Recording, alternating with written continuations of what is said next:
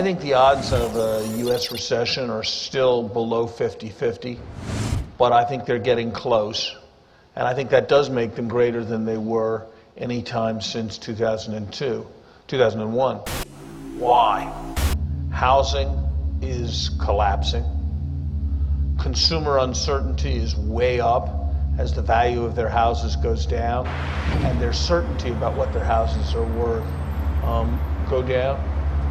Important financial strains that will constrain the lending of many banks. Many banks that made backup commitments are now making loans that they had no idea they ever would. They'll carry through on those loans, but the risk is that they'll cut back on other loans, which will cut back on other investment projects. So I think there is a real risk that we will have a recession, and I think there is a small risk, perhaps 1 in 10, perhaps a bit less than that, that this will not just be a mild recession of the kind we had in 2001, but will be a more consequential event with more global consequences. In the 70s, they cut off the supply of oil, and so we had much higher prices of oil.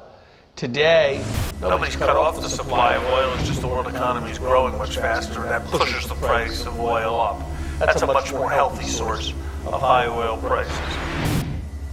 The dollar, look, a country that is borrowing $800 billion a year can't do that forever. And as people wake up to the fact that it can't do it forever, the way in which they respond is to be less willing to hold dollars, and that in turn makes U.S. exports more competitive relative to U.S. imports. And so that the dollar has declined can't be a surprise to any thoughtful observer of the global economy over the last few years.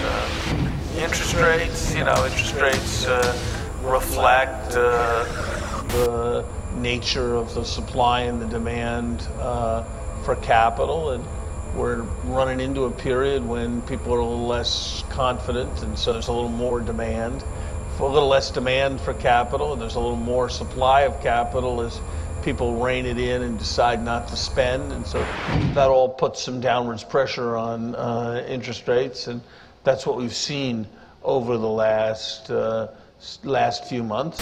What is remarkable today, and we've never had it before, is that the net flow of capital is from the developing world, is from emerging markets, from the petrodollar countries, from countries like China and other rapidly growing countries in Asia, to the industrial countries. And we've never seen anything like that before. And it raises lots of questions. You know, how come they're not giving that money to their own citizens to consume is one important question.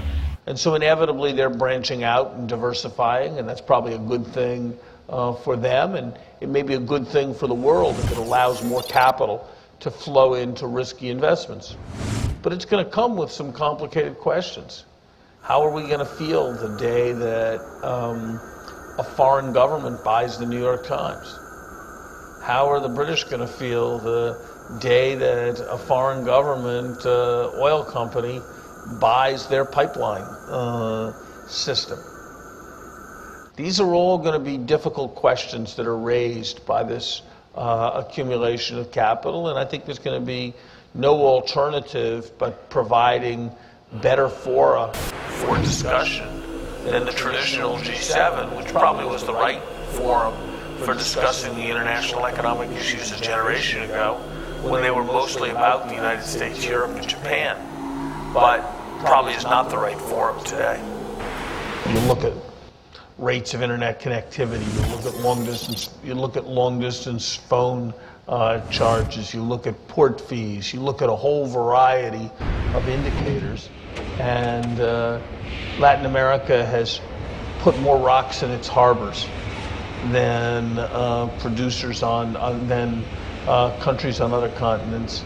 And I think as it takes those rocks out of its harbors with the right kinds of reform of policy, you'll see some real results in terms of growth, as you've seen somewhat more rapid growth in the last few years in Mexico. You've seen an accelerating pattern of growth in Brazil and in a number of other countries.